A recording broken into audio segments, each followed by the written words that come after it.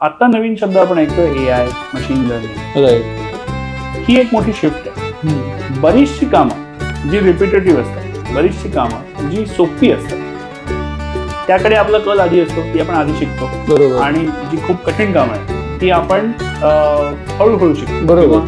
ती शिकायला तुम्हाला स्पेशल काहीतरी वेगळा कोर्स करावा लागतो. बरोबर. जी कामं सोपी आहेत ना, त्याची जागा आता AI इझिली घेते. ओके. जी कामं रिपिटेटिव्ह आहे ती कामं AI इझिली करते. राईट. मशीन लर्निंग बनवलं त्याच्यासाठी आहे, कारण हे रिपिटेशन माणसाला करावं लागू नये. Machine Agree. तुमच्याकडून शिकतं आणि ते इव्हॉल्व्ह होत जातं आणि बरेचसे सोल्युशन्स तुम्हाला ते स्वतः द्यायला लागेल. टेक्नॉलॉजी एवढी चेंज झाली की आज सगळ्यांचा पहिला गुरु जर त्यांच्या कॉलेजमध्ये असेल तर दुसरा गुरु त्यांच्या मोबाईलवर असतो, म्हणजे युट्यूब किंवा गुगल. तुम्ही प्रश्न विचारा, तुम्हाला त्याचं सोल्युशन मिळतं. तुम्ही अख्खे कोर्स करू शकता.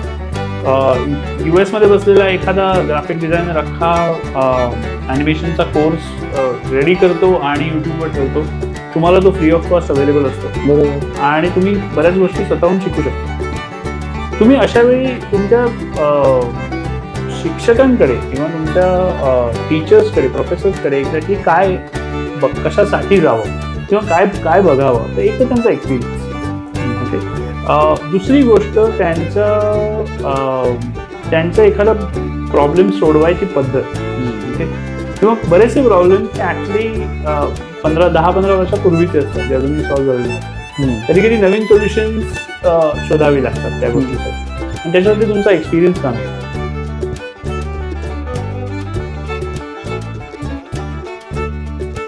नमस्कार मित्रांनो, आजूबाजूच्या या नवीन एपिसोडमध्ये तुम्हा सगळ्यांचं मनापासून स्वागत. आजचा विषय आहे फ्युचर जॉब्स इन डिझाईन. डिझाईनच्या क्षेत्रामध्ये भविष्यात रोजगाराच्या काय काय संधी आहेत ह्याच्यावरती बोलायला आपल्या स्टुडिओमध्ये आज आहेत आपल्यासोबत रिद्धेश आडारकर. रिद्धेश आडारकर हे design, pre production, animation, motion ग्राफिक्समध्ये स्वतंत्र प्रॅक्टिशनर असून आज वेगवेगळ्या डिझाईन इन्स्टिट्यूशन्समध्ये त्यांनी असिस्टंट प्रोफेसर म्हणून काम केलेलं आहे. सध्या ते ॲनिमेशन आणि VFX प्रोग्रॅमचे प्रोग्रॅम डिरेक्टर आहेत. मित्रांनो, आपल्याला माहिती आहे की टेक्नॉलॉजी आहे ना, ही सतत बदलते आहे आणि त्याच्यामुळे नवीन येणाऱ्या टेक्नॉलॉजीसोबत नवीन रोजगार किंवा आहेत ते जॉब हे सतत बदलत चाललेले आहेत. डिझाईनचं क्षेत्र हे याच टेक्नॉलॉजीच्या प्रभावामुळे आपल्याला सतत बदलताना दिसतं. ज्या टेक्नॉलॉजी किंवा ज्या प्रकारची जॉब अवेलेबिलिटी आधी होती त्याच्यामध्ये आज बदल झालेला आहे आणि पुढे येणाऱ्या काळामध्ये सुद्धा ह्याच्यामुळेच आपल्याला हा बदल अनुभवायला मिळेल. जे विद्यार्थी आज डिझाईनचं शिक्षण घेत आहेत किंवा ज्यांना डिझाईनमध्ये शिक्षण घेऊन आपलं करिअर करायचं आहे, त्यांनी नक्की कशासाठी तयार राहिलं पाहिजे ह्याविषयी आम्ही या एपिसोडमध्ये डिस्कशन केलेलं आहे. हा एपिसोड खूप माहितीपूर्ण झालेला आहे, तो तुम्ही बघा, त्याच्यातनं शिका आणि मस्त एन्जॉय करा. हा एपिसोड जर तुम्हाला आवडला तर तुम्ही तुमच्या मित्रांसोबत नक्की शेअर करा, आमच्या चॅनलला सबस्क्राईब करा आणि जर तुमची काही मतं असतील किंवा तुमचे काही विचार असतील तर ते कमेंटच्या माध्यमातून आमच्यापर्यंत नक्की पोहोचवा. Thank you so much. So Riddhesh, welcome. आजचा जो आपला टॉपिक आहे की डिझाईनमधले फ्युचर जॉब्स कसे असतील आणि त्याच्यावरती आपण डिस्कशन करणार आहोत. सो हे डिस्कशन चालू करतानाचा पहिला प्रश्न म्हणजे जे आपलं टार्गेट ऑडियन्स आहे या पूर्ण एपिसोडचं, ते असे स्टुडंट आहेत जे डिझाईनला ॲज अ करिअर म्हणून बघतायत. ओके. किंवा जे ऑलरेडी त्यांनी डिझाईन ॲज अ करिअर म्हणून चूज केलेलं आहे. तर असे स्टुडंट जे डिझाईनकडे त्यांचं करिअर म्हणून बघतायत, अशा मुलांचा माइंडसेट काय असतो किंवा ते त्यांचं करिअर कसं चूज करतात? So first of all thank you मला इन्व्हाइट केल्याबद्दल आजूबाजूच्या या एपिसोडमध्ये. आणि हा प्रश्न आहे ना, हा प्रश्न ॲक्च्युली आपल्याला घेऊन जातो मुलं एक्झॅक्टली काय बघतात आणि काय एक्झॅक्टली त्यांचं व्हिज्युअल कल्चर आहे, त्याच्यावरून त्यांच्या ॲस्पिरेशन्स बिल्ड होतात. बऱ्याच अंशी मुलं जे सोशल मीडियावर पाहतात ते त्यांचं एक स्वतःचा एक रिसर्च करतात आणि त्याच्याप्रमाणे त्यांचं एक इमेज बनत जाते एखाद्या करिअरबद्दलची. आणि बऱ्याच अंशी आत्ताचं जर जेनझी क्राऊड बघशील तर त्यांना ते खूप सेल्फ अवेअर आहेत. म्हणजे त्यांना बरोबर माहिती आहे की त्यांचे स्किल्स, त्यांचे स्ट्रेंथ, विकनेसेस काय. मोस्टली सगळ्यांना याची आयडिया आहे. त्यामुळे जेव्हा ते या कोर्सेससाठी अप्लाय करतात तेव्हा ते ऑलरेडी खूप प्रिपेअर्ड असतात. म्हणजे माझ्या ॲनिमेशनच्या कोर्समध्ये येणारी मुलं ऑलरेडी ब्लेंडर किंवा माया स्वतःहून शिकून आलेली असतात. Okay, so they are tool aware. हां, दे टूल अवेअर.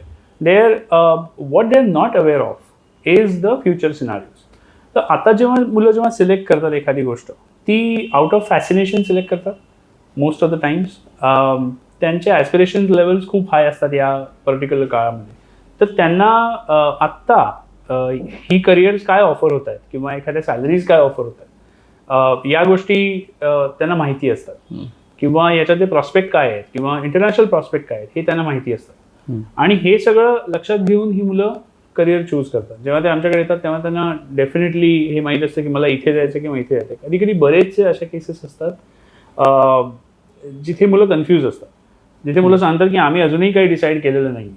आणि आत्ताची डिझाईन एज्युकेशन सिस्टीम अशी आहे, आत्ताची म्हणतोय कारण मी पास आउट झालो BFA डिझाईन एज्युकेशन सिस्टीममध्ये, बरोबर, बॅचलर ऑफ फाईन आर्ट्समध्ये, जिथे कोर्स एक कल्ली होता, एकच कोर्स होता आणि तुम्हाला तो कोर्स तसाच फॉलो करायचा होता. ओके, आता काय झालंय, BDESच्या अंडर बरेचसे स्पेशलायझेशन्स आहेत. BDES म्हणजे काय? BDES म्हणजे बॅचलर ऑफ डिझाईन, आणि ऑफकोर्स त्याचं एक्सटेन्शन असतं masters of design. Okay, bachelor of design he again 4 वर्ष डिग्री कोर्स असतो आणि बऱ्याचशा युनिव्हर्सिटीज, बऱ्याचशा इन्स्टिट्यूट तो ऑफर करतात. बॅचलर ऑफ डिझाईनमध्ये एक गमतीची गोष्ट असते की त्याची रचना अशी केलेली आहे की त्याचं फर्स्ट इयर हे तुमचं फाउंडेशन इयर असेल. ओके, त्याच्यामध्ये तुम्हाला सगळ्या स्पेशलायझेशनची थोडी थोडी टेस्ट मिळते, but at the same time तुम्हाला डिझाईनबद्दल सेन्सिटिव्ह करण्यात येतं. एक चांगलं डिझाईन काय असतं, चांगली त्याच्यासाठी लागणारे स्किल्स काय असतात. तर फाउंडेशन इयर हा 1 वर्षाचा छान पिरियड असतो जिकडे कुठचा पण स्टुडंट थोडं एक्सपेरिमेंटेशन स्वतःहून करू शकतो. थोडं त्याला म्हणजे जी फॉर एक्झाम्पल त्याला जी आवड आहे ते एक्सप्लोअर करू शकतो. बरोबर. ओके, आणि त्याच्या व्यतिरिक्त मग त्याला काय ग्रूम केलं जातं, म्हणजे BDESच्या अनुषंगाने आपण म्हणतोय. जेव्हा BDESच्या या प्रोग्राममध्ये एखादा स्टुडंट येतो तेव्हा त्याला ज्या गोष्टी आधी त्याने पाहिलेल्या असतात त्या त्याला ॲज अन ॲस्पिरेशन म्हणून वाटत असतात की मी हे करणार किंवा हे फॉलो करणार. आणि या 1 वर्षात त्याची मतं बरीच बदलतात. त्याला तो स्वतःबद्दल अजून खूप सेल्फ अवेअर होतो. ओके, आणि त्या स्टुडंटना तेव्हा कळायला लागतं की मी जर या स्किलवर काम केलं तर मला या डिसिप्लिनमध्ये जास्त स्कोप आहे, किंवा हे पर्टिक्युलर स्पेशलायझेशन माझ्या स्किल्सना खूप कॉम्प्लिमेंटिंग आहे, तर मी मग हे फॉलो करू शकतो. त्यांना याच 1 वर्षात ॲक्च्युली आम्ही खूप प्रयत्न करतो की फ्युचर प्रॉस्पेक्ट समजावे, करिअर प्रॉस्पेक्ट सुद्धा समजावे.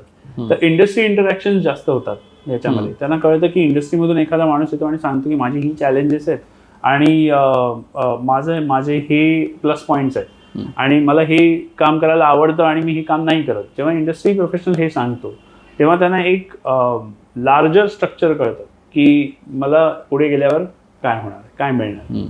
आणि या तयारीमध्ये किंवा असा डिसिजन घेताना एक महत्त्वाचा आस्पेक्ट असतो तो म्हणजे पेरेंट्स. ओके, एकच म्हणणं आहे की बऱ्याच वेळा जेव्हा मुलं येतात तेव्हा त्यांच्या ॲस्पिरेशन अगदी उद्याचे असतात. म्हणजे 1 वर्षानंतर या इंडस्ट्रीमध्ये असणाऱ्या सॅलरीज किंवा आत्ता या इंडस्ट्रीमध्ये असणाऱ्या सॅलरीज हा त्यांचा कधी कधी खूप मोठा हे असतो. बरोबर. म्हणजे जसं आता हा क्वेश्चन आपण घेतला की मुलांचा माइंडसेट काय असतो कोर्सला येण्याच्या वेळेला. बरोबर. सो मुलं ही म्हणजे मुलांना स्वतःला आर्ट कळते किंवा आर्टमध्ये आवड आहे हा एक पर्स्पेक्टिव्ह झाला. प्लस त्याच्यासोबतही मुलं ह्याचा पण विचार करतात की त्यांना पुढे जाऊन काय सॅलरीज मिळणार आहे. जर सॅलरी जास्त मिळणार असतील तर त्या अनुषंगाने सुद्धा ते कोर्सला ऍडमिशन घेतात.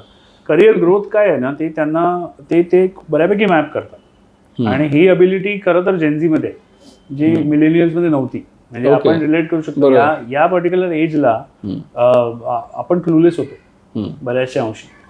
आपण खूप ट्रायल एरर, एक्सपेरिमेंटेशन, आपण प्रत्येक गोष्ट सेफली करायचो. बरोबर. ओके, बेधडक डोळे बंद करून उडी मारत नव्हतो.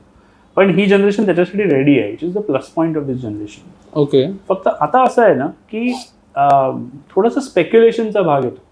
म्हणजे फॉर एक्झाम्पल आपण चुकतो कुठे, जेव्हा आपण आत्ताची त्या पर्टिक्युलर करिअरची स्थिती बघतो आणि एखादा डिसिजन घेतो. पण तुमचा कोर्स संपेपर्यंत 4 वर्ष जातात आणि 4 वर्षात जग बदलतं, लोक बदलतात, जॉब बदलतात. ओके, डिझाईनचे प्रिन्सिपल्स कॉन्सेप्ट जरी तेच असले तरी ते अप्लाय होण्याच्या जागा बदलतात, मीडिया बदलतात. सो म्हणजे तू आता जसं म्हणालास की एव्हरी टाइम डिझाईन करिअरमध्ये शिफ्ट्स येतात. ओके, सो मग ते शिफ्ट एक्झॅक्टली काय असतात, ते कसे समजून घेतले पाहिजेत, म्हणजे ते जे शिफ्ट आहेत ते कसे समजून घेतले पाहिजेत आणि त्या पॉईंट्सना लक्षात ठेवून being a student me design career कसं चूज केलं पाहिजे. सो पुन्हा आपण जर मागची एक 10 वर्ष बघितली, 10 वर्षामध्ये UX नावाची टर्म खूप सगळ्यांना इंट्रोड्यूस झाली आणि खूप फॅसिनेशन होतं त्या गोष्टीचं. आणि applications, web platforms, design for screen हे शब्द खूप म्हणजे ऐकायला येतात. आणि आता जर आपण बघितलं तर एक मोठी लाट आली आहे ज्याच्यामध्ये UX ऑफकोर्स तसंच राहणार आहे, कारण आपण डिजिटल स्क्रीन तर अजूनही वापरतो. So UX always is going to be digital. I mean UX that is related to screens, हे तसंच राहणार आहे. पण आता नवीन शब्द आपण ऐकतोय AI, मशीन लर्निंग. राईट, ही एक मोठी शिफ्ट आहे. बरीचशी कामं जी रिपिटेटिव्ह असतात, बरीचशी कामं जी सोपी असतात, त्याकडे आपला कल आधी असतो, ती आपण आधी शिकतो. बरोबर. आणि जी खूप कठीण कामं आहेत ती आपण हळूहळू शिकतो. बरोबर. ती शिकायला तुम्हाला स्पेशल काहीतरी वेगळा कोर्स करावा लागतो. बरोबर. जी कामं सोपी आहेत ना त्याची जागा आता AI इझिली घेत आहे. ओके. जी कामं रिपिटेटिव्ह आहेत ती कामं AI इझिली करते. राईट. मशीन लर्निंग बनवलं त्याच्यासाठी आहे, कारण हे रिपिटेशन माणसाला करावं लागू नये. मशीन तुमच्याकडून शिकतं आणि ते इव्हॉल्व्ह होत जातं आणि बरेचसे सोल्युशन्स तुम्हाला ते स्वतः द्यायला लागले. सो हा विचार आपण केला पाहिजे की आपण स्वतःला कसे रेडी करतोय या 2 गोष्टींसाठी. ओके, जी शिफ्ट म्हणतोय ना मी, जो बदल येतो तो ह्याच्या आधी होता विचारांचा बदल. विचार बदलले, समाज बदलला. बरोबर. आणि याचं मेन एक कारण असतं ते म्हणजे टेक्नॉलॉजी. जेव्हा टेक्नॉलॉजी बदलते तेव्हा तुमच्या लाईफस्टाईल्स बदलतात, तुमच्या गरजा बदलतात. आणि अल्टिमेटली डिझाईन म्हणजे एक्झॅक्टली काय असतं? डिझाईन म्हणजे आपण एखादी गोष्ट डिझाईन करतो ही लोकांसाठी, लोकांचं आयुष्य इझी व्हावं, त्यांचे एखादा टास्क खूप सोप्या व्हाव्या किंवा इंटरेस्टिंग व्हाव्यात, एंटरटेनिंग व्हाव्यात, हे आपले एक ऑब्जेक्टिव्ह असतात. बरोबर. आणि जर लोकांच्या गरजाच बदलायला लागल्या तर हे आपलं way of design also changes. Right. जे कोविडने आपल्याला खूप चांगल्या पद्धतीने शिकवलं. एक्झॅक्टली. पण आता जेव्हा मला being a student design career choose करायचं आहे तर माझ्यासमोर आत्ता डिझाईनमधले कुठले कुठले ऑप्शन्स अवेलेबल आहेत? ओके, सो आपण जर स्ट्रिक्टली बघायला गेलो की क्रिएटिव्ह डिझाईन प्रोसेसेस हे जर बघायला गेलो ना तर क्रिएटिव्ह डिझाईन प्रोसेसेसमध्ये बऱ्याचशा इन्स्टिट्यूट ओके कमी जास्त फरकाने सेम स्पेशलायझेशन ऑफर करतात. आणि त्याच्यामध्ये काही ठराविक नावं घ्यायची झाली तर communication design, okay, product design, interior design, animation VFX industry, fashion design, fashion communication design. Okay, त्याच्यामध्ये सुद्धा 2 फरक आहेत. आणि आत्ता अगदी रिसेंटली बऱ्याचशा पोझिशन्स ज्या कंपनीजमध्ये बघितल्या जातात त्या बिझनेस रिलेटेड असतात, पण त्याच्यासाठी तुम्हाला दोन्ही माहीत असावं लागतं, डिझाईन आणि बिझनेस. तर त्या स्पेशलायझेशनचं नाव आहे स्ट्रॅटेजिक डिझाईन मॅनेजमेंट. ओके. आणि तोही ॲड होतोय, बऱ्याचशा ठिकाणी तोही ॲड झालाय. बरोबर. आता तू जेव्हा ही नावं घेतलीस ना तेव्हा ती ऐकायला मला थोडीशी कठीण वाटली जर मी एखाद्या नॉर्मल बॅकग्राऊंडमधनं येतो. ओके, सो जर मला आता कसं की डिझाईन फील्ड एक ग्लॅमरस आहे. ओके, त्याला थोडंसं ग्लॅमर आहेच, त्याच्यामुळे बऱ्याचदा इकडे येणाऱ्या स्टुडंटचा एक असा पण कल असतो की ओके मी काहीतरी क्रिएटिव्ह करून दाखवेन ज्याचं क्रेडिट मला मिळेल. बरोबर. सो त्याच्यामुळे मला कुठेतरी एक आयडेंटिटी मिळण्याचे ह्या करिअरमध्ये चान्सेस असतात असा समज असतो. म्हणून ज्यांचे नॉर्मल रेफरन्सिंग आहे त्यांना जर डिझायनिंग बद्दल विचारलं तर ती मुलं काय बोलतात की ओके मी आयदर कम्युनिकेशन डिझाईन म्हणजे ग्राफिक डिझाईन, ॲनिमेशन, इंटिरियर, बरोबर. फॅशन, जशी आता तू नावं घेतली ती सगळी सगळ्यांच्या ओळखीची आहेत. आता जर मला ह्याच्यापैकी कुठल्या करिअरमध्ये जायचं आहे, ओके, तर आधी जसं तू म्हणालास की आपली जी जनरेशन होती ना त्यांच्यासाठी ऑप्शन्स कमी होते, ओके, आणि ते ऑप्शन चूज करताना ना त्यांना एका विशिष्ट पद्धतीने जावं लागायचं. बरोबर. आणि त्या एक्सपिरियन्समुळे म्हणजे त्या जेव्हा मी एखादं करिअर चूज करतोय त्याच्यासाठी जो मी रिसर्च करतोय त्याच्यातनं मला एक अनुभव यायचा आणि मी कदाचित एखादं प्रॉपर डिझाईन करिअर चूज करू शकायचो, कारण ऑप्शन्स वेअर लिमिटेड. बरोबर. पण आता जर बघशील ना, मी कुठल्याही बॅकग्राऊंडमधून येत असेल, ओके, माझं एक्सपोजर कसंही जरी असलं आणि मला फक्त डिझाईन कोर्स करायचा असेल तर माझ्यासाठी n number of options available आहे. मग ते युनिव्हर्सिटी बेस्ड प्रोग्राम असून दे किंवा छोटेसे व्हॅल्यू ॲडेड कोर्सेस असून दे, किंवा जर मला त्या कोर्सेसना ॲडमिशन मिळत नसेल तर एखादा लोकल क्लासमधला कोर्स असून दे, त्या सगळ्या कोर्सचं जे लेबलिंग असतं हे तुम्हाला डिझाईन प्रोफेशनल बनवणारच असतं.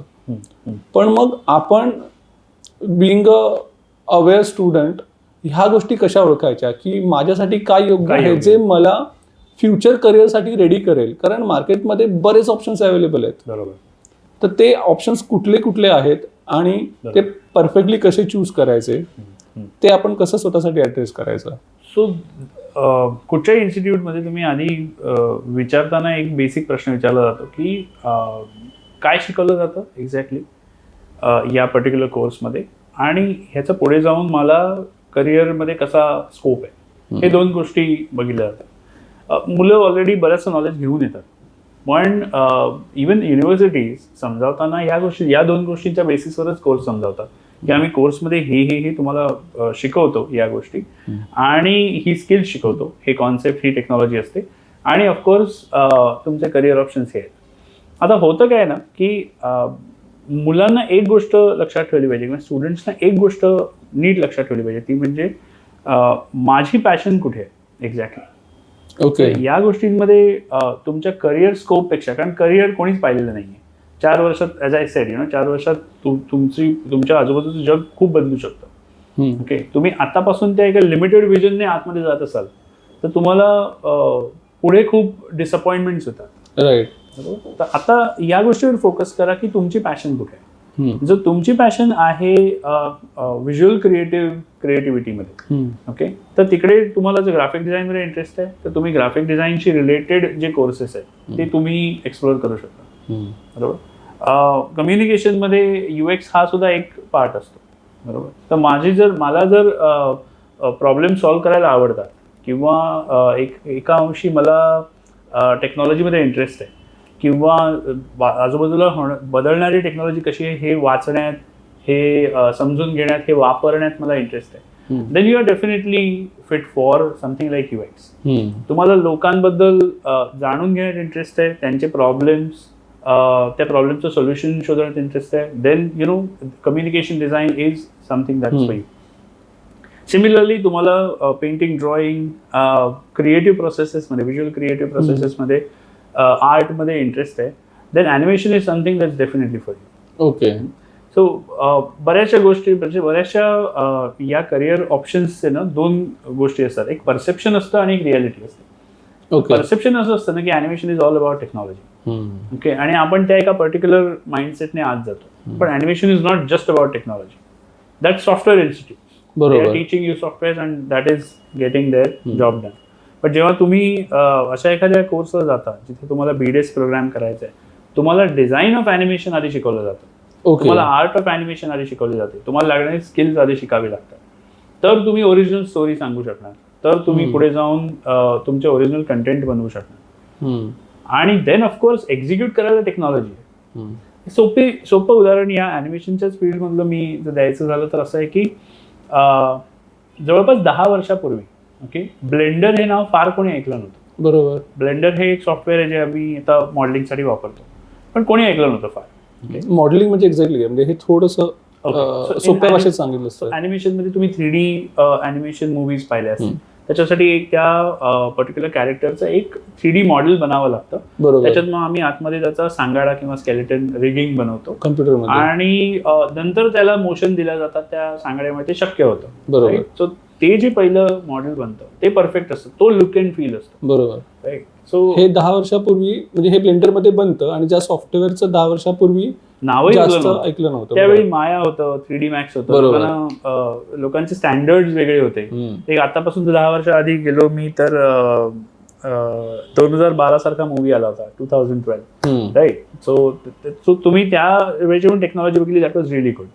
ओके. आणि त्याच्यासाठी इंडस्ट्री लेवल सॉफ्टवेअर होती जी आपल्या रीचच्या बाहेर होती. Okay. Blender is a free software. मुलांना आता ते इझिली डाउनलोड करता येतं, इझिली वापरता येतं, त्याच्यासाठी कुठचेही पैसे भरावे लागत नाही. World has changed.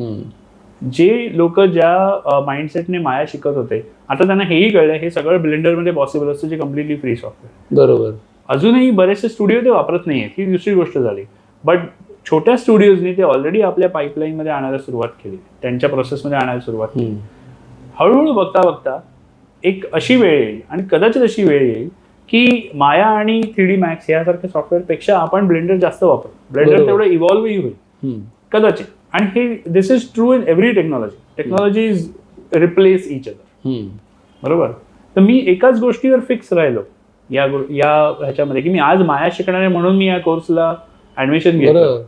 तर मला माहित नाही 4 वर्षानंतर माया असणार आहे की नाही. बरोबर. किंवा मी जे स्टुडिओमध्ये जाईन जे मला सगळ्यात जास्त पैसे देत आहेत फॉर एक्झाम्पल, ओके, त्यांना हवं असेल की मी ब्लेंडर शिकावं. राईट. सो सॉफ्टवेअर हा असा प्रकार आहे ना, हा तुम्ही स्वतःहून शिकू शकता. It's okay. ओके. आणि हे बदलणार हे तुम्ही नेहमी ध्यानात ठेवा. काय बदलणार नाहीये ते म्हणजे तुमचं ॲस्थेटिक, ते तुमचं डिझाईन सेन्स, तुमची आर्ट, तुमचे स्किल्स ते वाढत जातात. ते कधीच रिप्लेस होत नाही दुसऱ्या गोष्टी. सो त्याच्यावर फोकस करा.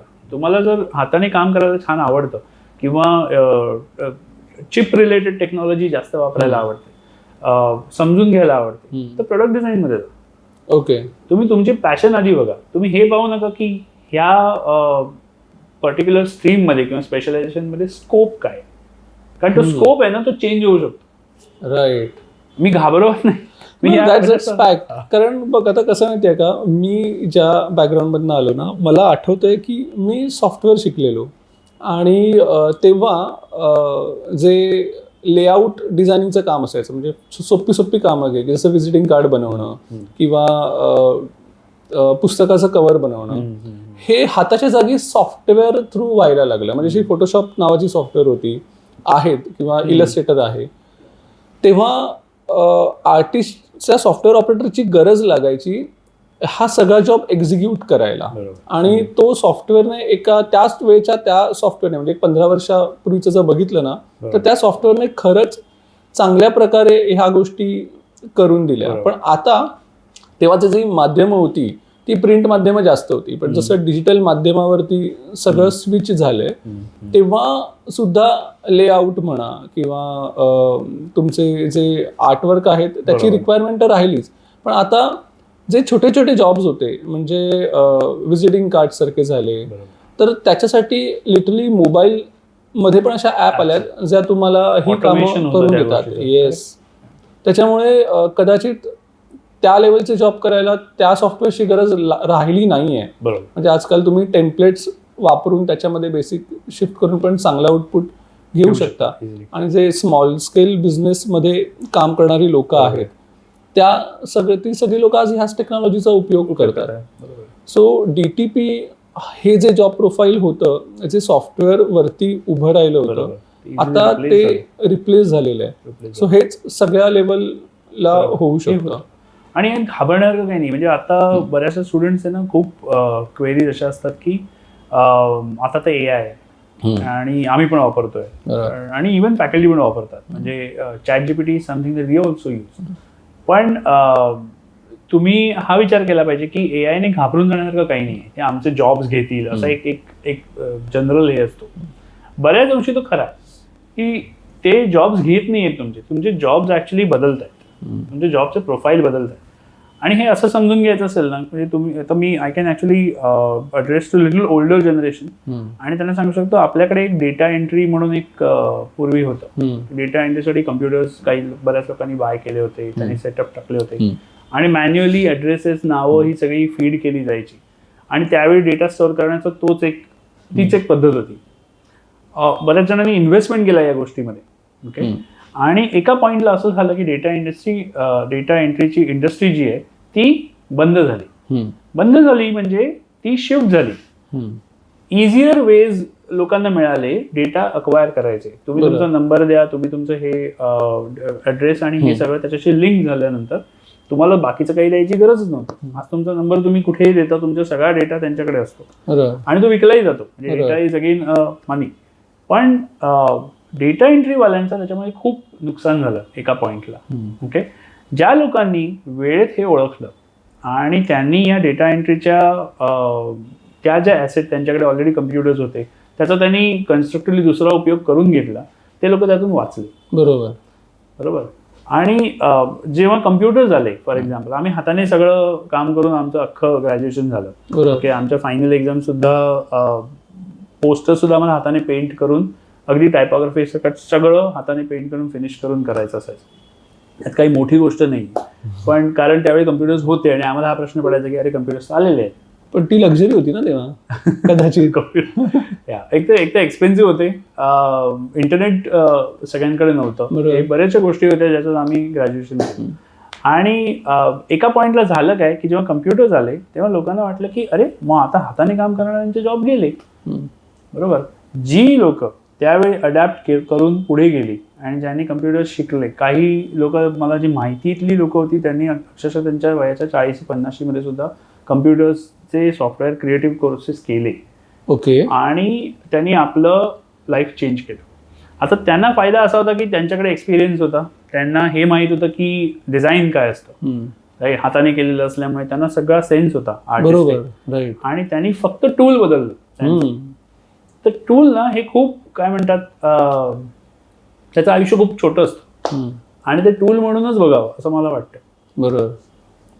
सो आता आपण स्टुडंटच्या पर्स्पेक्टिव्हने विचार केला की स्टुडंट्सना जर फ्युचर डिझाईन जॉबसाठी रेडी व्हायचं असेल, ह्या गोष्टी ॲड्रेस केल्या जातात. ओके, सो पहिलं जे आपण बघितलं ते कोर्स कसा सिलेक्ट करायचा. ओके, आता जर तू एखादा कोर्स सिलेक्ट करतोयस तर डेफिनेटली तू कुठल्या तरी एखाद्या फॅकल्टीला किंवा प्रोफेसरला किंवा शिक्षकाला ॲड्रेस करतोस. तो जे शिकवतो ते तू शिकतोस. बऱ्याचदा इन्स्टिट्यूशन्समध्ये किंवा कॉलेजेसमध्ये आपण बघतो की कॉलेजेस सांगतात की आमच्याकडे शिक्षक आहेत जे 15 वर्ष एक्सपिरियन्स आहेत, 10 वर्ष एक्सपिरियन्स आहेत. बऱ्याचदा मला हे बघून ह्या फील्डबद्दल असं वाटतं की काही शिक्षक जे तुझं म्हणालास की आर्टिस्ट आहेत ज्यांनी स्वतःला वेळेनुसार चेंज केलंय, त्याच्यामुळे त्यांना तो एक्सपिरियन्स आला आणि ते स्टुडंटपर्यंत पोहोचवत आहेत. पण काही शिक्षकांना 1 वर्षाचा एक्सपिरियन्स 15 वेळा असतो. सो इट डझंट मीन की त्यांना 15 वर्षाचा एक्सपिरियन्स आहे. सो त्याच्यामुळे होतं काय की कदाचित तो जो फॅकल्टी आहे तो स्टुडंट्सना त्याच्या स्टुडंटच्या फ्युचरसाठी जे गोष्ट लागेल ते नाही देऊ शकत. बरोबर. पण आता काही ठिकाणी आपल्या हातात नसतं बिंग अ स्टुडंट की आपल्याला कोणाकडनं शिक्षण मिळणार आहे. एक्झॅक्टली. सो ही आताच्या वेळेला असं पण होतं की ही स्टुडंटची पण जबाबदारी आहे की त्याने राईट क्वेश्चन्स त्या फॅकल्टीला विचारले पाहिजेत किंवा जी इन्स्टिट्यूशन आपल्याला जो फॅकल्टी देते बरोबर त्याचं मोजमाप कसं करायचं, म्हणजे हे कसं ठरवायचं. कारण मग शेवटी फॅकल्टीकडे पॉवर आहे. बरोबर. जर त्या फॅकल्टीला लिमिटेशन आहेत पण पॉवर आहे तर ती गोष्ट तेवढीच तो त्या स्टुडंटला शिकवणार. ह्याच्यामध्ये नुकसान स्टुडंटचं आहे. बरोबर. एक वेळ फीला भरलेले पैसे परत मिळतील बट त्या वेळेचं काय, बरोबर, जो तो स्टुडंट इन्व्हेस्ट करणार आहे. त्याच्यामुळे मला त्या स्टुडंट्सना तुझ्या थ्रू ॲड्रेस करायचं आहे की आपल्याला जे शिकवलं जातंय ते अपडेटेड आहे की नाही हे आपण कशा प्रकारे ओळखायचं. सो हे थोडं ट्रिकी आहे. म्हणजे असं असतं की एका पॉइंटला काही गोष्टी तुम्ही कंट्रोल करू शकता, काही गोष्टी तुम्ही नाही कंट्रोल करू शकता. आणि याच्यातली काय गोष्ट एक्झॅक्टली बघावी तर एखाद्या युनिव्हर्सिटीचा ट्रॅक रेकॉर्ड तुम्ही बघता तेव्हा तुम्ही काय बघता, त्या युनिव्हर्सिटीने इंडस्ट्रीला दिलेले स्टुडंट्स, बरोबर. तुमचे ॲलमनाय कोण आहेत त्यांचं काम बघा, तुमचे ॲलमनाय Right. कुठच्या पोझिशनला आहेत ते बघा. ओके, याच्याही पलीकडे जाऊन तुम्ही हे बघा की ती युनिव्हर्सिटी तुम्हाला ॲज अ स्टुडंट कसं ट्रीट करते, तुम्ही ते बघा की तुम्हाला तुम्ही एखाद्या युनिव्हर्सिटीमध्ये असल्यावर तुमची व्हॅल्यू त्या युनिव्हर्सिटीसाठी काय आहे ते सुद्धा महत्त्वाचं असतं. बरोबर. ओके, आणि it's not just a monetary value, तुम्ही एक्झॅक्टली कॉन्ट्रीब्यूट काय करता त्या युनिव्हर्सिटीला आणि ती युनिव्हर्सिटी तुमच्या करिअरमध्ये कसं कॉन्ट्रीब्यूट करते हे बघा. राईट. दुसरी गोष्ट अशी असते की बऱ्याच वेळा मुलांना ना सगळ्या गोष्टी शिकवायला लागत नाहीत आता. म्हणजे ॲज आय सेड की टेक्नॉलॉजी एवढी चेंज झाली आहे की आज सगळ्यांचा पहिला गुरु जर त्यांच्या कॉलेजमध्ये असेल तर दुसरा गुरु त्यांच्या मोबाईलवर असतो, म्हणजे युट्यूब किंवा गुगल. तुम्ही प्रश्न विचारा, तुम्हाला त्याचं सोल्युशन मिळतं, तुम्ही अख्खे कोर्स करू शकता. US मध्ये बसलेला एखादा ग्राफिक डिझायनर अख्खा ॲनिमेशनचा कोर्स रेडी करतो आणि यूट्यूबवर ठेवतो, तुम्हाला तो फ्री ऑफ कॉस्ट अवेलेबल असतो. बरोबर. आणि तुम्ही बऱ्याच गोष्टी स्वतःहून शिकू शकता. तुम्ही अशा वेळी तुमच्या शिक्षकांकडे किंवा तुमच्या टीचर्सकडे, प्रोफेसर्सकडे एक्झॅक्टली काय कशासाठी जावं किंवा काय काय बघावं, तर एक तर त्यांचा एक्सपिरियन्स. ओके, दुसरी गोष्ट त्यांचं एखादा प्रॉब्लेम सोडवायची पद्धत. ओके, किंवा बरेचसे प्रॉब्लेम्स हे ॲक्च्युली 10-15 वर्षापूर्वीचे असतात जे अजूनही सॉल्व्ह झालेले नसतात. कधी कधी नवीन सोल्युशन्स शोधावी लागतात त्या गोष्टीसाठी आणि त्याच्यासाठी तुमचा एक्सपिरियन्स कमी येतो. बरोबर. सगळीकडे फॉर्म्युला चालत नाही डिझाईनमध्ये.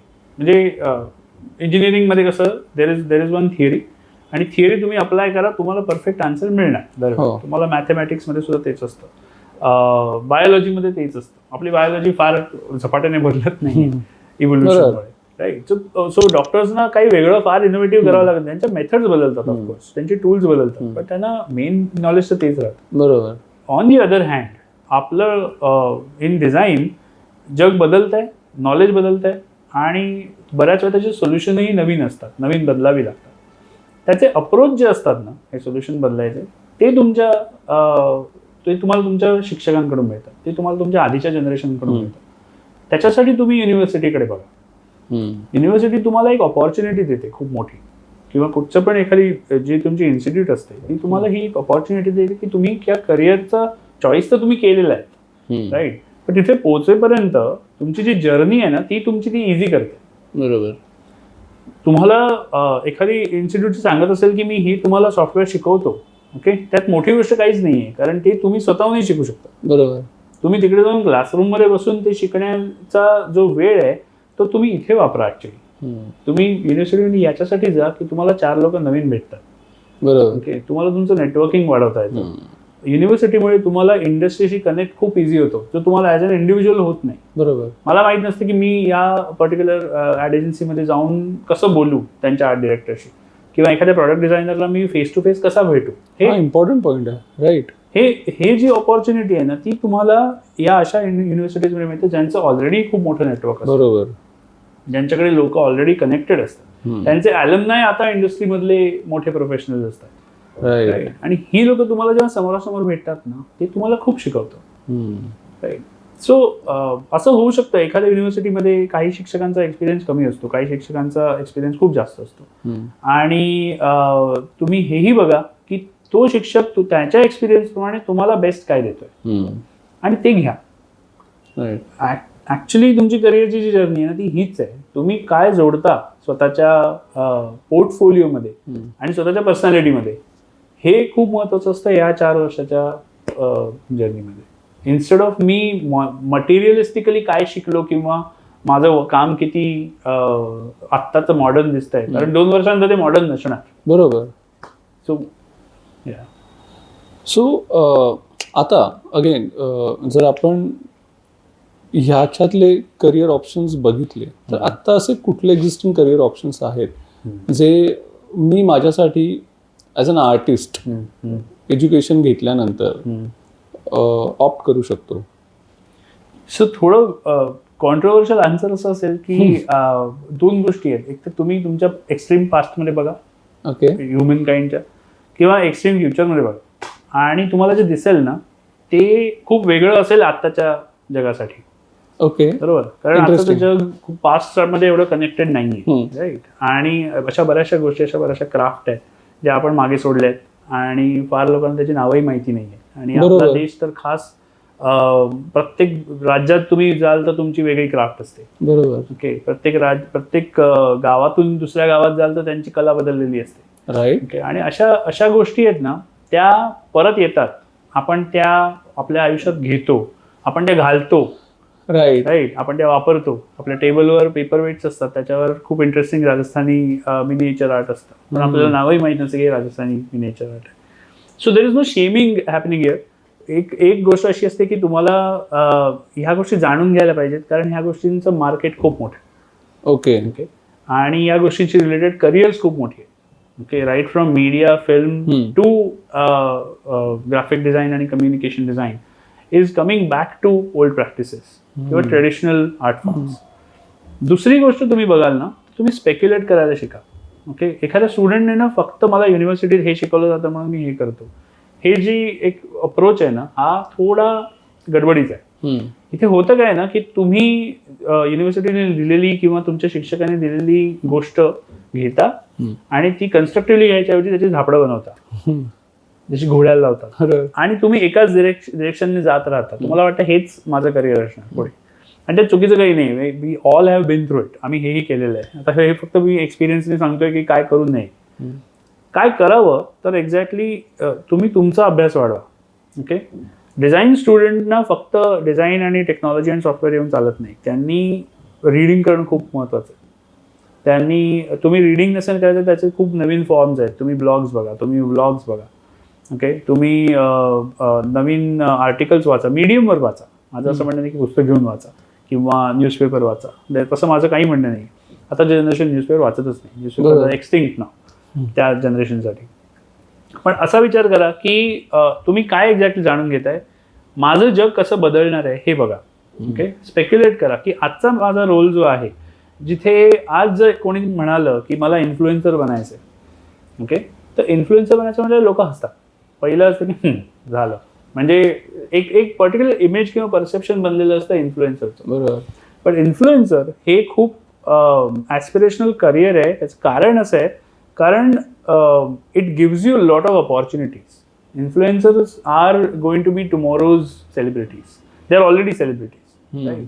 दे हॅव मॅड फॅन फॉलोइंग. जेवढे ऍक्टर्सना भाव देत नाहीत ना कोणी, तेवढे इन्फ्लुएन्सर्सना देतात. बरोबर. They are in all your popular shows. Big boss बघाल तर त्याच्यामध्ये इन्फ्लुएन्सर जास्त आहेत. हो, त्यांच्यासाठी त्यांच्यासाठी वेगळा एक बरोबर स्पेस दिलेली आहे.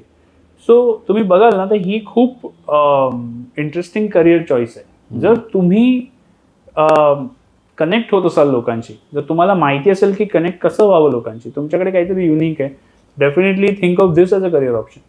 And this is purely design. म्हणजे तुम्ही हे बघाल ना तर तुम्हाला तुमचा कंटेंट डिझाईन करण्यापासून, तुमचा अपिअरन्स डिझाईन करण्यापासून, तुमचा एकंदर कॉन्व्हर्सेशन डिझाईन करण्यापासून सगळं डिझाईन करावं लागतं. Great. So design teaches you how to connect with other people. तुम्हाला लोक कळली तुमची तर तुम्हाला डिझाईन कळलं. हा एक इझी, तुम्ही जर हे समीकरण लक्षात ठेवलं ना तर that is one of the good career. दुसरं करिअर ऑप्शन तुम्ही आता बघाल, तुम्ही आता गेम खेळता, राईट, आणि game design is already a big industry all over the world. बरोबर. पण गेम इंडस्ट्री किंवा गेमिंग इंडस्ट्री किंवा गेम डिझाईन इंडस्ट्रीकडे बघाल ना तर तुम्ही तिथे खूप जास्त करिअर ऑप्शन्स आहेत. आणि हो, आणि आता आपल्या एस्पेशली गव्हर्नमेंटने 2024 मध्ये असं बिल पास केलंय की now they are going to support AVGC industry. AVGC म्हणजे animation, VFX, gaming and comics industry. Okay. आणि त्याच्यासाठी एक सेपरेट डेव्हलपमेंट सेल आहे. म्हणजे बरेचसे असे प्रोग्राम चालू होणार आहेत जे आपली इंडस्ट्री खूप वाढवणार आहे. ओके. आपलं जगातलं स्थान वाढवणार आहेत या 4 गोष्टींमध्ये, ॲनिमेशन, VFX, गेमिंग आणि कॉमिक्समध्ये. ओके. तुमचे स्किलसेट जे इकडे मॅच करतात तर definitely be a part of it, because this is going tenfold in coming you can say 5 years. Okay. तुम्ही जर आत्ता एंटर करताय इंडस्ट्रीमध्ये तर तुम्हाला पुढे करिअर ऑप्शन्स हे खूप जास्त आहेत. आणि त्याच्यासाठी तुम्हाला दुसरीकडे कुठे जावं लागणार नाही, कारण आपलं इंडियाच मोठं हब आहे, आत्ताच आहे. तर ते ऑफकोर्स खूप मोठं होणार. राईट.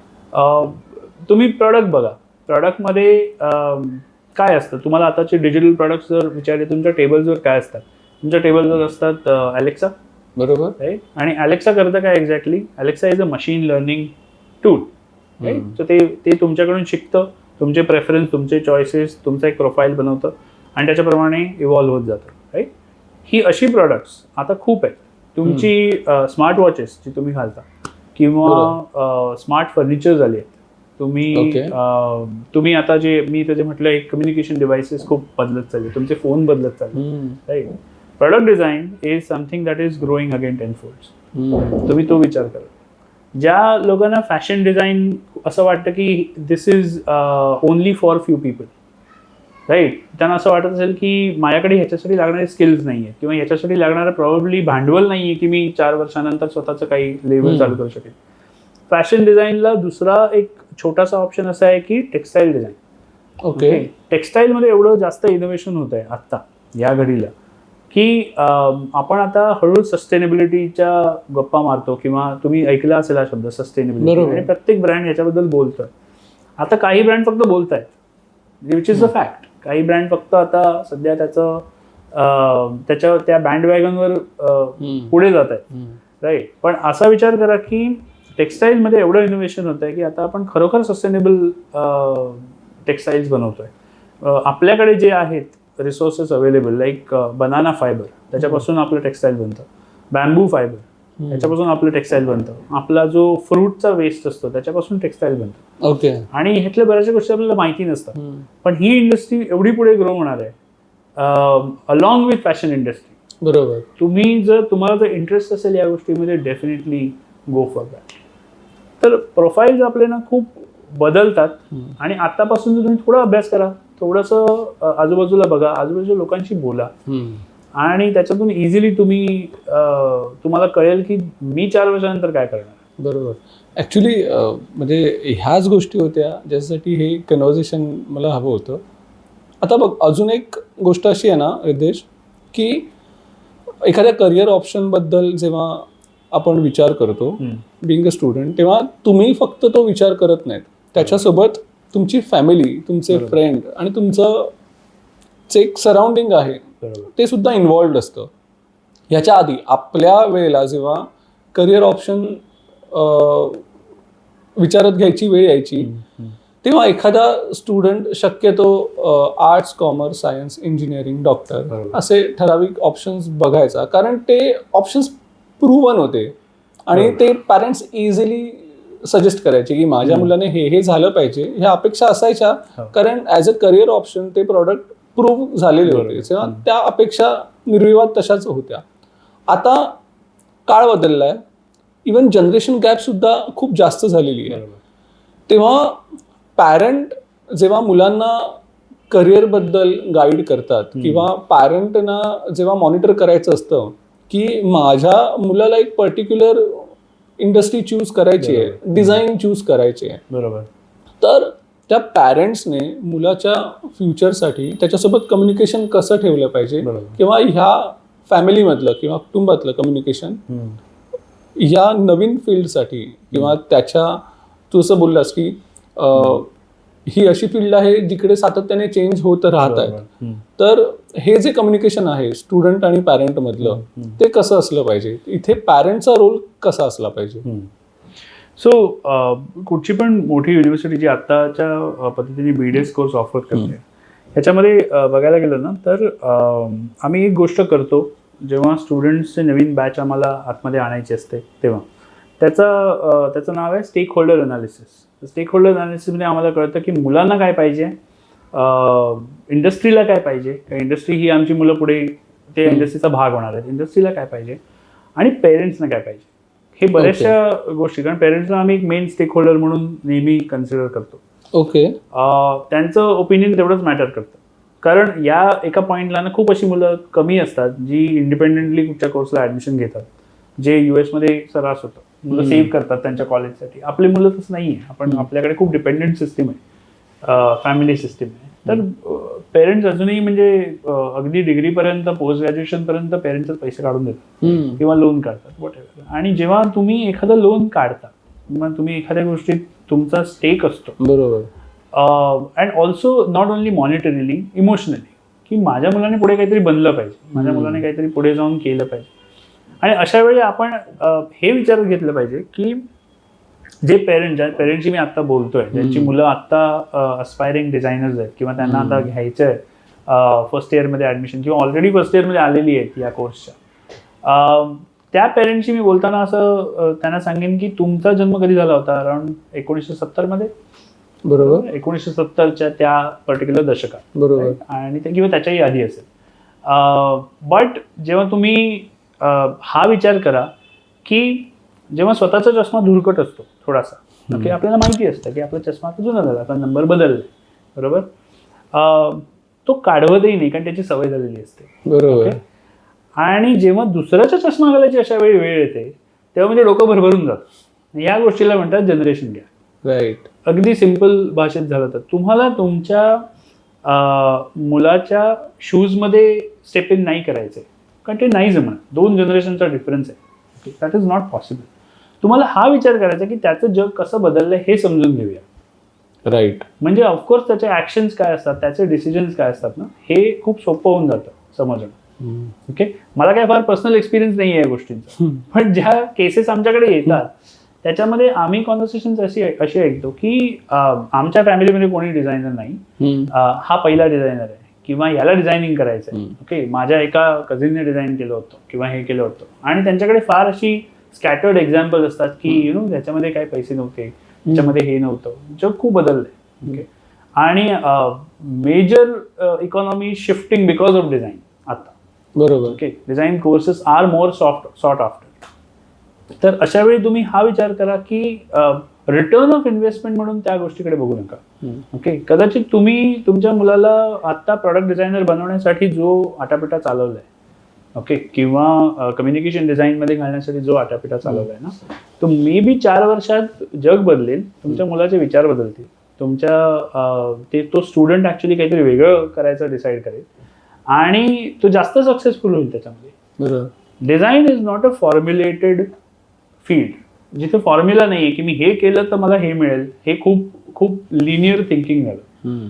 तुम्ही असा विचार करा की जेवढं जास्त तुमचं मूल किंवा जो स्टुडंट आहे तो एक्सप्लोअर करेल त्याच्या पॉसिबिलिटीज, तितकं जास्त त्याचं सक्सेसचे रेट वाढत जातात. तितक्या जास्त लोकांना तो भेटतो, तितक्या जास्त ठिकाणी तो काम करतो, तितका जास्त एक्सपिरियन्स त्याला मिळतो, त्याचा पोर्टफोलिओ तितका जास्त वाढत जातो. सो जितकं जास्त तो एक्सप्लोअर करेल तितकं चांगलं.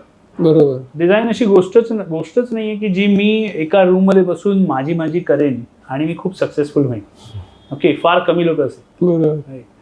आताच्या जगात नुसतं डिझाईन करून नुसतं माझं ड्रॉइंग छान आहे किंवा नुसतं मला बनवायला खूप छान आवडतं आणि I am the expert in that, हे पुरेसं नाहीये. याचं कारण असं आहे की today's world is of communication. हे आत्ताचं मीडिया वर्ल्ड आहे.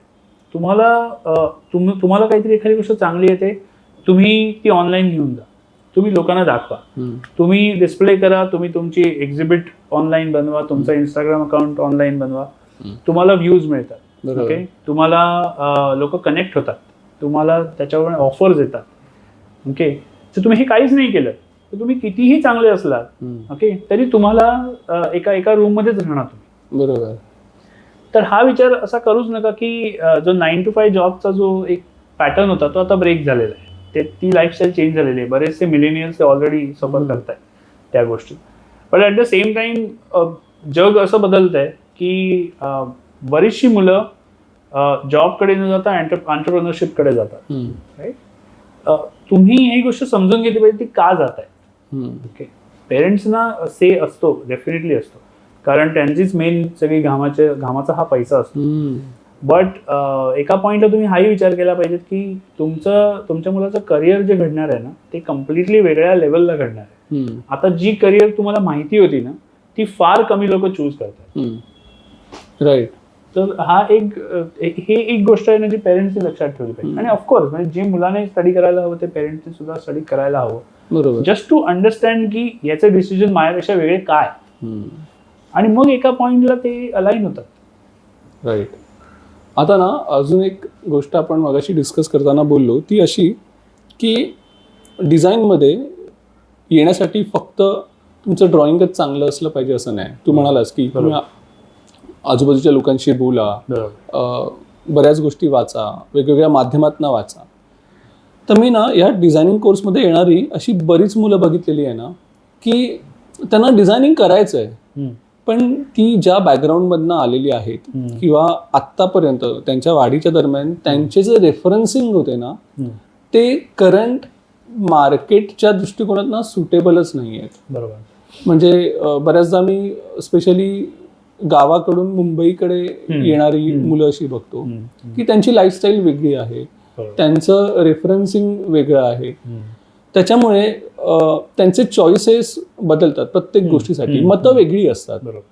आणि मग जेव्हा ती डिझायनिंग स्कूलमधनं जेव्हा अशा प्रॉडक्टसाठी डिझाईन लँग्वेज शिकतात की ज्याला ग्लॅमर खूप गरजेचं आहे, तर एखादा मुलगा अशा बॅकग्राऊंडमधून आले ज्याचा ग्लॅमरशी संबंधच नाही आहे, पण तो त्याच्या प्रोजेक्टमध्ये ग्लॅमरस गोष्टी डिझाईन करायचा प्रयत्न करतोय, तर तो तिकडे फेलच होणार आहे किंवा फेल व्हायचे चान्सेस जास्त आहेत. मग अशा मुलाने कुठल्या टाईपच्या प्रॉडक्टसाठी किंवा कुठल्या माध्यमासाठी डिझायनिंगची तयारी केली पाहिजे? सो असं असतं ना, म्हणजे मी I am just thinking from the standardisation point. Design education standardise आहे, सगळ्यांना सेम मिळतं. बरोबर. आणि आपल्याकडे एक हे आहे की राईट टू एज्युकेशन. म्हणजे अशा परिस्थितीमध्ये कोणालाही हक्क आहे की कुठचाही कोर्स करा. बरोबर. आणि हे ऍब्सोल्युटली बरोबर आहे. चॉईस तुमचा असतं की तुम्हाला काय करायचं. अशा बऱ्याचशा केसेस आहेत ज्याच्यामध्ये ही जी मुलं आहेत जी बऱ्याचशा कॉन्झर्वेटिव्ह बॅकग्राऊंडमधून येतात किंवा अंडर प्रिव्हिलेज बॅकग्राऊंडमध्ये येतात किंवा त्यांना जास्त एक्सपोजर नसतं. ओके, त्यांच्याकडे मॉनिटरी काही प्रॉब्लेम नसतो. बरोबर. ओके, पण त्यांना ते इनफ एक्सपोजर नसतं. एक गोष्ट अशी आहे ना की त्यांनी ॲज आय सेड की तुम्ही तुमचा अभ्यास स्वतः करा, पहिली गोष्ट. त्याच्याने तुम्हाला कळेल की आपण ज्या जगात जातोय किंवा ज्या पर्टिक्युलर कोर्ससाठी ऍडमिशन घेतोय ते शहर कसं आहे, एक गोष्ट. दुसरी गोष्ट, तुम्हाला तो कोर्स एक्झॅक्टली तुम्हाला कुठे घेऊन जाणार, त्याच्यासाठी तुम्ही स्वतःला कसं तयार केलं पाहिजे. डिझाईनमध्ये म्हणून मी म्हटलं की आधीच्या याच्यात सुद्धा तुमची कला खूप छान आहे.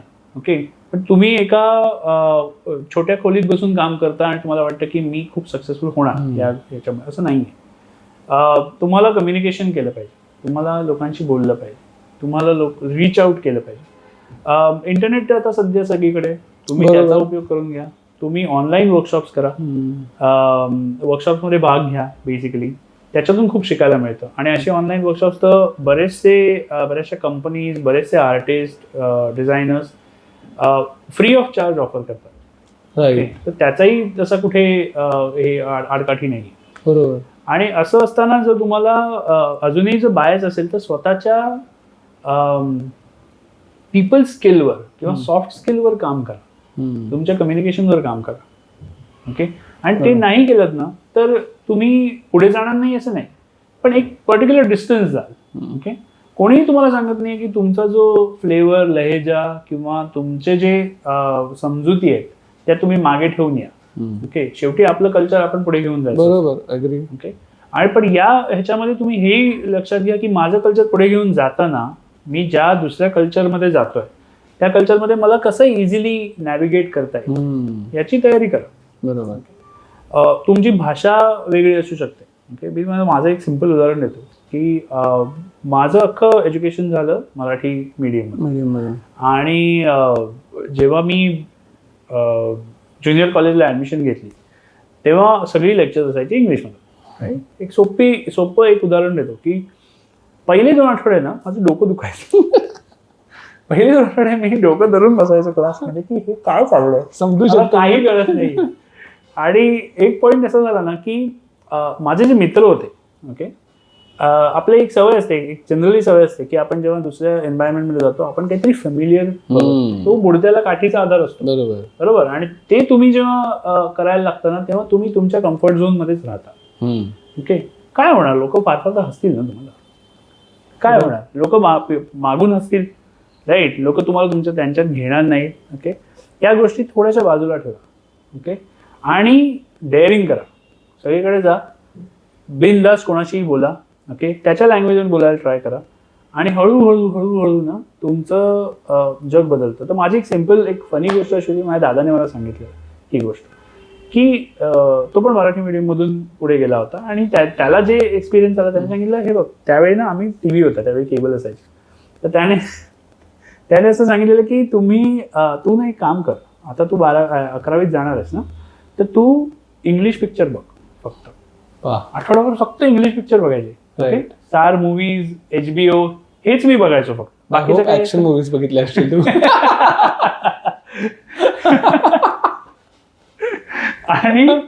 आणि हळूहळू ना इंग्लिश पिक्चर बघताना ना त्यावेळी सबटायटल हा एवढा काही प्रकार नसायचा, सबटायटल येत नव्हते, मला फार लक्ष देऊन ऐकावं लागायचं की स्क्रीनवर काय चाललं. बरोबर. आणि हळूहळू बघता बघता माझं इंग्लिश सुधारत गेलं त्या गोष्टीमुळे. कॉन्व्हर्सेशन तुम्ही जितकं जास्त कराल ना इंग्लिशमध्ये, काय होणार, चुकणार ना तुम्ही, समोरचा तुम्हाला करेक्ट करणार, डोंट वरी. ओके, किंवा तुम्ही स्वतःला करेक्ट करा नंतर. ओके, आता तर युट्यूब आहे, त्यावेळी तर युट्यूबही नव्हतं, पण त्यामुळे कॉन्व्हर्सेशनल इंग्लिश आहे ना ते माझं आपोआप सुधारत गेलं. बरोबर. ओके, मराठी मीडियम मधलं असल्यामुळे माझं नॉर्मल जे इंग्लिश असतं ते तर ऑलरेडी चांगलं होतं, त्यामुळे त्यामुळे आपण जास्त तिकडे फोकस करतो, कारण हा आपला सेकंड सब्जेक्ट आहे, आपल्याला हे चांगलं केलंच पाहिजे म्हणून आपण जास्त करतो. पण जेव्हा आपण या गोष्टीकडे बघतो कॉन्व्हर्सेशन इंग्लिशकडे, ते बोलूनच सुधार. आता मी माझे अख्खी लेक्चर्स डिलिव्हर करतो इंग्लिशमध्ये, मला हे मी जवळनं बघितलंय म्हणून एक माझं सर्टिफिकेट देईन तुला याच्या बाबतीत. सो या म्हणजे दिस इज हाऊ इट वर्क्स. तुम्ही जोपर्यंत बबल तुमचा स्वतःचा फोडत नाही ना पुढे यायला, हे आणि दोन्ही ठिकाणी, नुसतं कॉलेज असं नाही, नुसतं युनिव्हर्सिटी असं नाही, जेव्हा बाहेर जाल तेव्हा प्रत्येक कंपनीचं स्वतःचं कल्चर वेगळं असतं. बरोबर. आणि बऱ्याच लोकांनी आपल्या करिअरना मुरड घातली आहे कारण त्यांना एखाद्या कल्चरमध्ये जमवून घेता आलं नाही. राईट. आणि हे जर तुम्ही खूप आधीच्या 2 वर्षात केलं ना तर तुम्ही तुमची हार मानताय बेसिकली.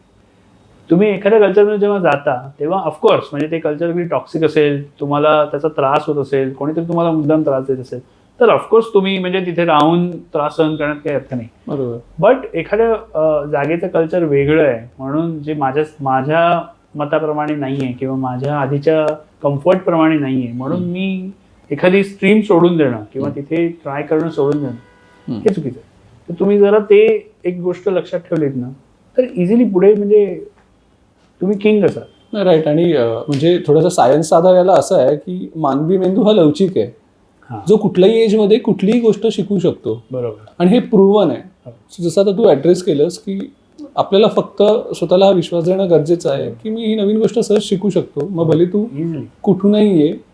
सो ते ॲडॅप्टिव्ह ॲटिट्यूड असणं खूप जास्त गरजेचं आहे. सो नंतरचा प्रश्न म्हणजे असा आहे की तू मगाशी ॲड्रेस केलंस की फ्युचर जॉब म्हणजे साठी किंवा स्वतःला जर प्रिपेअर करायचं असेल तर तू म्हणालास की आपण एक्स्ट्रीम पास्टमध्ये बघितलं पाहिजे किंवा आयदर एक्स्ट्रीम फ्युचरमध्ये बघितलं पाहिजे. अगेन तिथे थोडंसं परत जाताना मी एक प्रश्न असा विचारतो की जेव्हा तू फ्युचरचं बघायला सांगतोस तेव्हा फ्युचरमध्ये काय असू शकतात, काय शक्यता असू शकतात, त्याच्याबद्दलचा अंदाज वर्तमानाच्या घडामोडींमधनं लावणं आणि त्याच्यासाठी स्वतःला प्रिपेअर करणं. बरोबर. आणि जर तू म्हणतोस की आपण आर्टमध्ये एखादा करिअर ऑप्शन असा चूज करतोय ज्याच्यासाठी तू पास्टमध्ये बघायला सांगतोस, तर बऱ्याचदा अशा गोष्टी असतात ना की ज्या काल आहेत, ज्या आज आहेत, त्या उद्याही राहतील. बरोबर. सो आणि हे अगेन प्रूव्हन आहे. सो तेही तू म्हणालास ते एकदम मला परफेक्ट पटलं. आणि ते म्हणजे तो विचार जेव्हा तू माझ्या डोक्यात टाकलास तेव्हा मला असं विचारायचं आहे तुला की ह्या दोन्ही शक्यतांचा विचार करताना कुठे जॉबचा विचार केला पाहिजे आणि कुठे सेल्फ एम्प्लॉयमेंटचा विचार केला पाहिजे, आणि या दोन्ही गोष्टी डिझाईनच्या करिअरमध्ये शक्य आहेत का? सो दोन मेजर पाथ स्टुडंट्स निवडतात ते म्हणजे जॉब आणि एंटरप्रेन्योरशिप. बरोबर. त्यात अजून 2 गोष्टी अशा असतात की बरेच लोक स्वतःचा फॅमिली बिझनेस जॉईन करतात, जाऊन फॅमिली बिझनेससाठी लागणारं करिअर पाथ जॉईन करतात, असंही असू शकतं. दुसरं असतं की त्यांना पुढे शिकायचं असतं, ते मास्टर्स कोर्सला जातात. तर हा बीडेसचा 4 वर्षाचा कोर्स झाला की ते पुढे फर्दर एज्युकेशनसाठी जातात. पण जे 2 उरलेले जे पाथ आहेत ते म्हणजे हे की बरेचसे लोक ऑप्ट करतात की मला नोकरी करायची. ओके, आणि which is a good thing. ह्याचं एक कारण असं आहे की तुम्हाला एक्सपिरियन्स मिळतो. तुम्ही एवढ्या वेगळ्या लोकांना एकाच ठिकाणी कधी भेटणार नाही. तर तुमचं कॉलेजही किंवा तुमचं युनिव्हर्सिटी ही सुद्धा एक कम्फर्ट झोन बनून जाते 4 वर्षात. ओके, तुमचे फॅकल्टी तुमच्या ओळखीचे असतात, तुमचे स्टुडंट म्हणजे तुमचे पियर्स तुमच्या ओळखीचे असतात, तुम्हाला कम्फर्टेबल फील करून देणारी बरीच माणसं असतात. ओके, किंवा सवयीची बरीच माणसं असतात. पण जेव्हा तुम्ही जॉब करायला लागता तेव्हा तुम्हाला कळतं की प्रत्येक माणूस सारखा नसतो. राईट. आणि त्या ठिकाणी ना तुम्हाला बराच एक्सपिरियन्स असा येतो की सिस्टीम कशा वर्क करतं हे कळतं, किंवा एखादं प्रॉडक्ट आयडिया त्याची येण्यापासून ते बाजारात रेडी होऊन जाईपर्यंतचा अख्खा जर्नी असतो.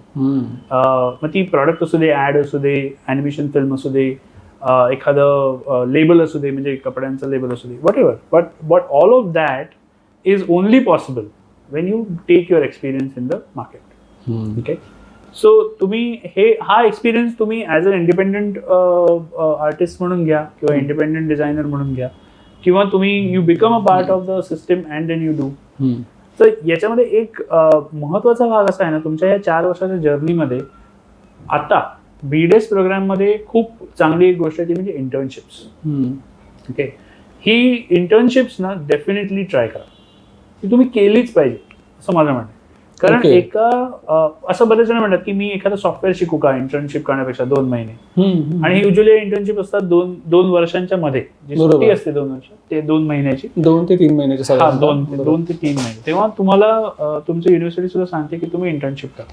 आता या इंटर्नशिपना क्रेडिट्स पण आहेत, म्हणजे तुम्हाला थोडं इन्सेंटिव्हाइज पण केलंय त्यांनी की तुम्हाला क्रेडिट्स मिळतील, तुम्ही कम्प्लीट करा, तुमचं एक्सपिरियन्स लेटर घेऊन या, तुम्हाला क्रेडिट मिळेल. बरोबर. क्रेडिटसाठी करू नका. माझं म्हणणं ही इंटर्नशिप कशासाठी करा, तुम्ही ज्या कंपनीत काम कराल ना, किंवा इंटर्नशिप अर्न करताना ज्या कंपनीत तुम्हाला पुढे जाऊन काम करायचंय असं वाटतंय की हा ब्रँड मला या ब्रँड बरोबर काम करायचंय, किंवा या एजन्सी बरोबर मला जास्त काम करायचंय, तुमचे काहीतरी ॲस्पिरेशन पॉईंट असतील, सो तिकडे तुमची इंटर्नशिप मिळवायचा प्रयत्न करा. जास्तीत जास्त प्रयत्न तिकडे करा. याचं कारण असं असतं की फॅमिलियारिटी ऑलवेज हेल्प्स. ती कंपनी ना नवीन कोणाला घेण्यापेक्षा त्यांनी आधी ज्याच्याबरोबर काम केलेलं आहे त्यांना जास्त प्रिफरन्स देणार. तुमचा परफॉर्मन्स जर चांगला असेल त्या इंटर्नशिपमध्ये तर they will reach out to. तुमचं ग्रॅज्युएशन झाल्यावर if you reach out they will never say no. हा एक तुमच्या मनात नेहमी ठेवा की मी इंटर्नशिप केलीच पाहिजे. जास्तीत जास्त महिने मी ट्राय करेन की मी इंटर्नशिप. बरेचसे आउटस्टेशन स्टुडंट असतात आणि हे खरं आहे की बरेचसे आउटस्टेशन स्टुडंट म्हणतात की सर अभी तो 2 महिने की सुट्टी आहे, मी जातो गावाला, किंवा मी जातो माझ्या घरी, किंवा दुसरी स्टेट असते त्यांची, आणि तिकडे अशा मे बी असं एक्सपोजर नसतं. हे पेरेंट्सनी सुद्धा समजणं गरजेचं आहे की हे किती महत्वाचं आहे. बरोबर. त्याने तिकडे राहून काम करणं हे खूप महत्वाचं असतं. कारण मी असं बघितलंय की 2 महिन्यापूर्वी हा मुलगा इंटर्नशिपला गेला तेव्हा तो कम्प्लिटली डिफरंट माणूस होता, आणि जेव्हा 2 महिने करून तो जेव्हा क्लासमध्ये येतो त्याची कॉन्फिडन्स लेवल खूप बदललेली असते. त्याचं काही काम रिलीज झालेलं असतं. बरोबर. ऑलरेडी. आणि तो जो कॉन्फिडन्स असतो ना दॅट इज अनमॅचेबल. तो तुम्हाला क्लासरूम पण देऊ शकत नाही, किंवा माझे ग्रेड्स आणि मार्क्स पण देऊ शकत नाही.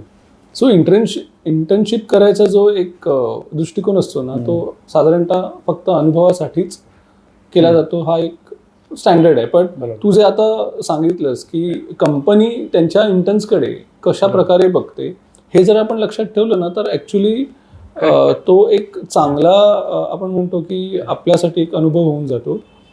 सो हा पॉईंट तू चांगला ॲड्रेस केला.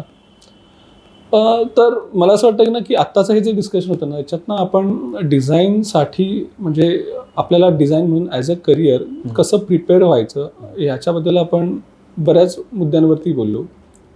मी नेहमी सांगतो की माझ्या गेस्टना की बाबा ह्याच्या व्यतिरिक्त तुला असं काय वाटतं की कुठले मुद्दे आपण ॲड्रेस केले पाहिजेत. कारण माझ्या डोक्यातले जे क्वेश्चन्स होते ते मी तुला ऑलमोस्ट सगळे विचारले. सो ह्याच्या व्यतिरिक्त तुला असं काही आहे का जे महत्त्वाचं आहे आणि सांगायचं आहे? ज्या गोष्टी मी आता सांगितल्या ना त्या ॲक्च्युली कुठच्याही करिअरला ह्या सुटेबल आहेत, जिकडे या गोष्टी पॉसिबल आहेत. फॉर एक्झाम्पल मॅनेजमेंट स्टुडंट आपण सेम ॲडवाईस लोक देतात. जर तुम्ही डिझायनर असाल स्पेसिफिकली, जर तुम्ही क्रिएटिव्ह डिझाईन फील्डमध्ये आहात ना तर एक तर तुम्हाला सेल्फ डाऊट असेल ना की मी हे करू शकतो की नाही, ओके, तो तुम्ही बाजूला काढा पहिली गोष्ट. ओके, तुम्ही सायकोलॉजिकली स्वतःला प्रिपेअर करा की मी ठरवतो ना तसं काही होणार नाही आहे फार. ओके, पण जे होणार आहे ना त्याच्यातून मला शिकायला बरंच मिळणार आहे, त्याच्यातून मला एक्सपिरियन्स जो मिळणार ना तो मला पुढे घेऊन जाणार. ओके, तर असं कधीच होत नाही की मी खूप प्लॅनिंग छान केलं आणि सगळं माझं तसंच झालं, असं होत नाही. त्यामुळे तो एक पॉईंट नक्की लक्षात ठेवा. दुसरी गोष्ट, जर तुम्ही डिझायनर तुम्हाला बनायचं आहे तर तुम्ही एका ठिकाणी बसून डिझायनर बनू शकत नाही, तुम्हाला ट्रॅव्हल करायला लागेल. तुम्ही जितकं फिराल, जितकं तुम्ही तुमच्या कम्फर्ट झोनच्या बाहेर जाल, तुम्ही तुमची वेस ओलांडायला शिका, असं माझं म्हणणं आहे. आणि ती वेस म्हणजे नुसती जागेची वेस नाही किंवा शहराची वेस नाही किंवा देशाची वेस नाही, पण तुमच्या मनाची एक वेस असते ना, जे बॅरियर तुम्ही घातलेले असतात ते ओलांडायला शिका. इफ यू डू दॅट, तुम्ही नवीन लोकांना भेटाल, तुम्ही नवीन जग बघाल. आणि जे मी म्हणालो की आपल्या देशाची हिस्ट्री आणि कला एवढ्या त्यात आहे, तर कळणार कधी तुम्हाला गुगलच्या पेजवर ते नाही कळत. बरोबर. ओके, कदाचित त्यातलं चॅलेंजही नाही कळत. त्याचं खरी जी ब्युटी असते ना ते तिकडे असते, जेव्हा तुम्ही जाता तिकडे, तेव्हा तुम्ही त्या कलाकाराला बघता, अजूनही काम करता, त्यातून काही गोष्टी शिकता आणि येऊन त्या तुम्ही पुन्हा तुमच्या डिझाईन प्रॅक्टिसमध्ये इम्प्लिमेंट करता, तेव्हा तुम्ही काहीतरी नवीन बनवत असता. सो एक खूप इंटरेस्टिंग थॉट असा होता की हे मी कुठेतरी वाचनात आलं होतं माझ्या, की लोक एकमेकांना नेहमी विचारतात की क्रिएटिव्हिटी म्हणजे काय, आणि त्याचं नेहमी एक आन्सर असं असतं की क्रिएटिव्हिटी म्हणजे काहीतरी सुंदर बनवणे किंवा काहीतरी नवीन बनवणे, हा जो एक अप्रोच असतो त्याला क्रिएटिव्हिटी म्हणतात. लोक त्याला असोसिएट करतात आर्टशी, पेंटिंगशी, वाचनाशी किंवा पोएट्रीशी, राईट. पण क्रिएटिव्हिटीचा अर्थच हा असतो की दोन गोष्टी ज्या असोसिएटेड नाही आहेत एकमेकांशी, त्यांना असोसिएट करता आलं आपल्याला ना, तर तुम्ही क्रिएटिव्ह आहात. बरोबर. हा खूप सोपा आहे. म्हणजे एक सोपं याचं उदाहरण द्यायचं झालं तर चाकाचा शोध कधी लागला होता? अगदी म्हणजे अश्मयुगात. तेव्हा माणसाला कळलं की रोल होतो दगड, हा ह्याचं चाक बनेल, आपण खूप इझिली ट्रॅव्हल करतो, बरोबर.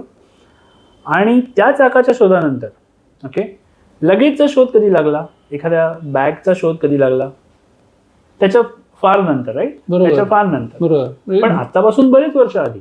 बरोबर. पण अगदी तुम्ही म्हणाल 70-75 वर्ष आधी, फक्त 70 आणि 75 वर्ष आधी माणसाला कळलं की ही चाकं या बॅगला लावू शकतो आपण, आणि त्याच्यामुळे ही बॅग खेचणं खूप सोपं होईल. जे आपण आता म्हणजे आता तर ते ऑटोमॅटेड बॅग्स पण आहेत. सो ही क्रिएटिव्हिटी होती, हे इनोव्हेशन होतं. तुम्ही इनोव्हेशन करायला शिका स्वतःहून. ओके, वेगळं काहीतरी बनवा, जे 4 लोकांनी बनवलेलं नाहीये ते बनवा. इंस्टाग्रामच्या फॉर्म्युलेटेड व्हिडिओज किंवा डेमोनच्या पुढे सुद्धा जाऊन एक दुनिया असते जी तुम्ही बनवता, जी अजून कोणी पाहिलेली नसते. त्याच्यासाठी तुम्हाला एक तर फिरावं लागेल, बघावं लागेल, वाचावं लागेल, आणि यातून सुटका नाही. नाहीतर तुम्ही काय होणार माहितीये, तुम्ही एकाच दिशेने धावणारे घोडे होता. त्यात चुकीचं काही नसतं कदाचित, पण त्यामुळे तुम्हाला बाकीचं जग कधी बघताच येत नाही. राईट. सो चांगलं आलं कन्व्हर्सेशन आपलं. सो थँक्यू रिद्देश इथे आल्याबद्दल. आय गेस आपण बरेच सिरियस बोललो, गप्पा कधी सिरियस नाही होत, बट हे इम्पॉर्टंट होतं आणि त्याच्यामुळे त्याचा जो सिरियसनेस होता, चांगल्या गोष्टी ॲड्रेस केल्यास. आपण हे कन्व्हर्सेशन इथे थांबूया. आणि थँक्यू वन्स अगेन तू इथे आलास आणि तुझे थॉट्स आणि ज्या ज्या गोष्टी ॲड्रेस केल्यास त्या खूप इम्पॉर्टंट होत्या. आणि त्या स्टुडंट्ससाठी जे आपलं स्पेशल टार्गेट ऑडियन्स होतं त्यांना या गोष्टीतनं बरंच काही आयडियाज डिकोड करता येईल. I hope so. Thank you so much. Thank you Abhishek, thanks a lot.